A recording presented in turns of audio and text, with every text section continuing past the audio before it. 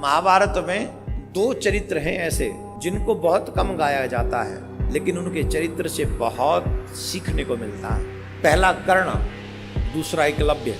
कई लोग विपत्तियों में घिरकर, मुसीबतों में घिरकर नास्तिक बन जाते हैं। कई लोग ऐसे बन जाते हैं कि धर्म ही परिवर्तन कर लेते हैं। जो लोग कहते हैं कि मैं नास्तिक होता जा रहा हूं, क्यों? कि भगवान हमारी मदद ही नहीं करता। भगवान है कहाँ? है तो उसे हमारा दुख नहीं दिखता। तो आज मैं उसी प्रसंग को आपको बताना चाहता हूं। जब पता चला कि कर्ण, महाभारत का युद्ध होगा, तो महाभारत का युद्ध जब निश्चित होगा तो भगवान श्री कृष्ण ने सोचा एक योद्धा कौरवों की तरफ ऐसा है जिसे अगर पांडवों की तरफ ले लिया जाए तो पांडवों की विजय आज ही सुनिश्चित हो जाएगी। आज ही वो योद्धा आ जाए तो। और उस योद्धा का नाम था कर्ण। किसी और पर न ये जिम्मेदारी छोड़कर भगवान श्री कृष्ण कर्ण को समझाने के लिए स्वयं गए।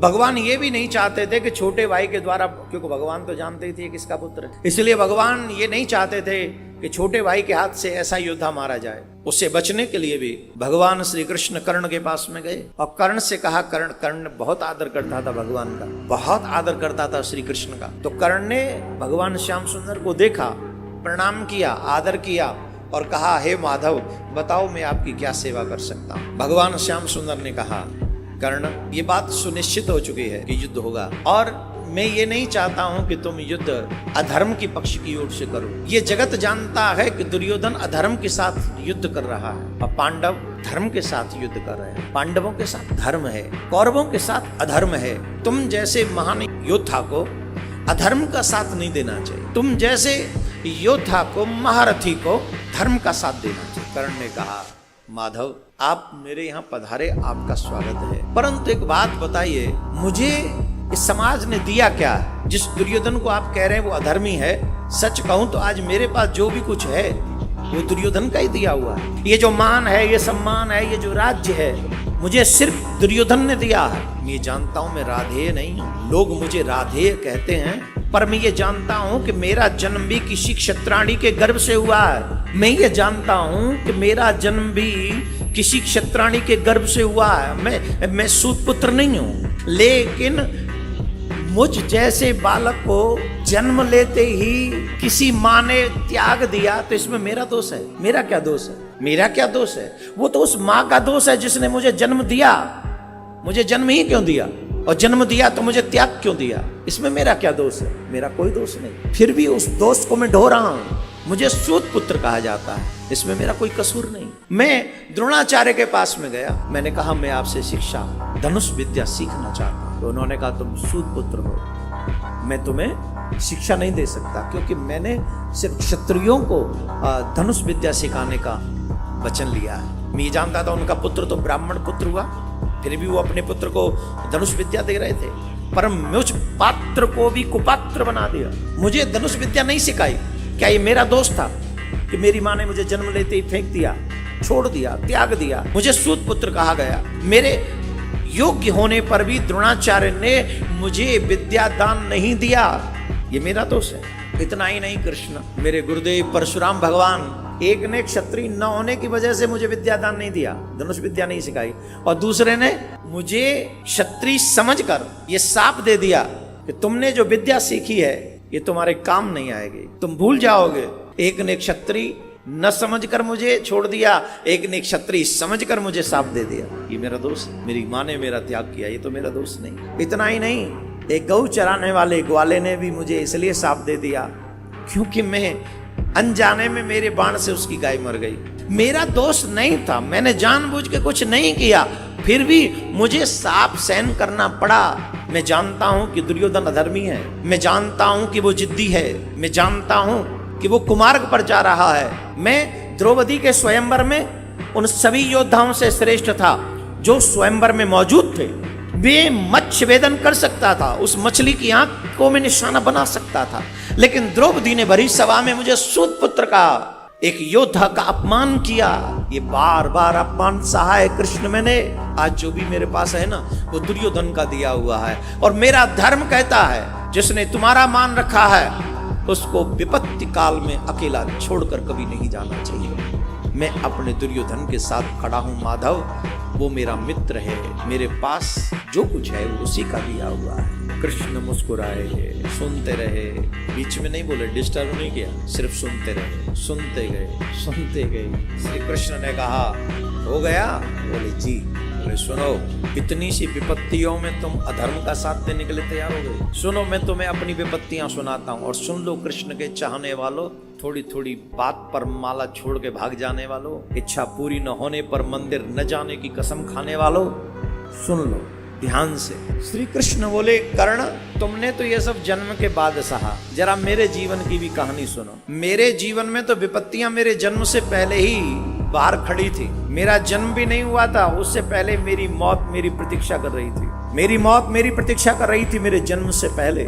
मेरे जन्म से पहले मेरे जितने भी भाई हुए उन सबको मार दिया गया था, किसी और के हाथों से नहीं, मेरे मामा के हाथों से मार दिया गया था मेरे जन्म से पहले।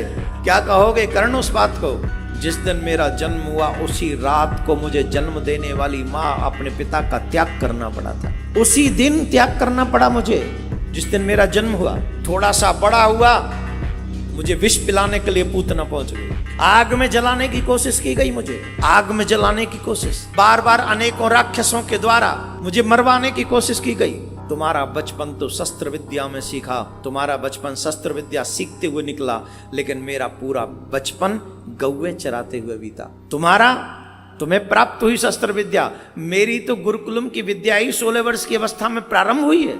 जन्म देने वाली माँ को छोड़ दिया कब? जन्म लेते ही। और फिर 11 वर्ष बाद उस माँ को भी छोड़ना पड़ा जिस माँ ने मुझे पाल पोस के इतना बड़ा किया। अपनी प्यारी गोपियों को छोड़ के आना पड़ा, अपने प्यारे ग्वाल वालों को छोड़ के आना पड़ा, अपने मैया बाबा को छोड़ के आना पड़ा। इतना ही नहीं है, मथुरा आने पर भी जरासंध ने एक बार नहीं 17 बार मेरे ऊपर चढ़ाई की। अपने लोगों की रक्षा करने के लिए मुझे अपना शहर छोड़ के जाना पड़ा, अपना नगर छोड़ के जाना पड़ा। और द्वारका में भी रहते हुए अनेकों कष्ट सहे, बार बार लड़ाइयां लड़नी पड़ी। बावजूद इसके, इतनी विपत्तियों के, कृष्ण कभी अधर्म के मार्ग पर नहीं गया, उसी मार्ग पर डटा रहा। जानते हो क्यों? कितनी भी कठिन परिस्थितियां क्यों ना हो, कोई भी कठिन परिस्थिति तुम्हें अधर्म के मार्ग पर जाने के लिए परमिशन नहीं देती, आज्ञा नहीं देती है, कदापि नहीं देती। अगर मार्ग में सिर्फ कांटे ही कांटे हों, माना मार्ग में कांटे ही कांटे हैं, लेकिन मार्ग छोड़ के भागने से तो बढ़िया है अपना हर एक कदम सोच समझ के रखो कि तुम्हें अगला कदम कहां सुरक्षा प्रदान कर सकता है। एक एक कदम स्टेप बाय स्टेप रखो। किसी भी स्थिति में, कोई भी कठिन परिस्थिति तुम्हें अधर्म के मार्ग पर चलने की आज्ञा नहीं देती, बिल्कुल भी नहीं देती। और जो ऐसा मानते हैं उन्हें कठिन परिस्थितियों का माना रास्ता कांटों से भरा है, पर अगला कदम तुम सोच के रखो, ये थोड़ी ना मना है। चुनौतियां, दुख, मुसीबत, परेशानियों से घबराकर जो व्यक्ति कुमार्ग पर चला जाता है वो एक जन्म नहीं अनेकों जन्मों को बर्बाद कर लेता है। मनुष्य जीवन ही ऐसा है जिसमें हर एक कष्ट को सहते हुए भी जो धर्म के मार्ग पर चलता रहता है वही मेरे गोविंद को प्राप्त कर पाता है। अब बताइए समझाने वाले कौन? श्री कृष्ण। दुर्योधन की तो बात छोड़ो, कर्ण भी समझा गया। इतना सुंदर उपदेश भगवान ने दिया, इसके बाद भी कर्ण व्यापक धर्म को समझ नहीं सका। धर्म बड़ा व्यापक है। मनुष्य जीवन मिला ही इसलिए है जिसमें हम कठिन से कठिन परिस्थिति का सामना करें। अपने से जिनको हम भगवान कहते हैं, चाहे वो राम जी हो चाहे वो कृष्ण हो, उनके चरित्रों को पढ़ो और ध्यान से पढ़ो। और ध्यान से पढ़कर देखो कि कठिन परिस्थिति में भगवान ने भी कहीं धर्म का त्याग किया क्या? अच्छा, राम जी की तो बात अलग है, उन्होंने तो सीधे सीधे कहा कि जो हो जाए, मैं तो कुछ।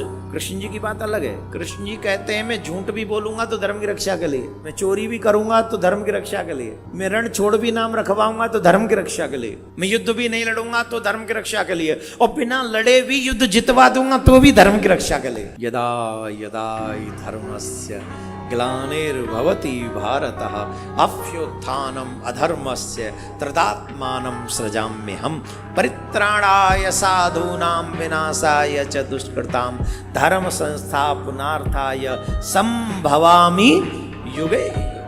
युग युगांतर तक मैं आता हूँ, इसलिए सिर्फ धर्म की रक्षा।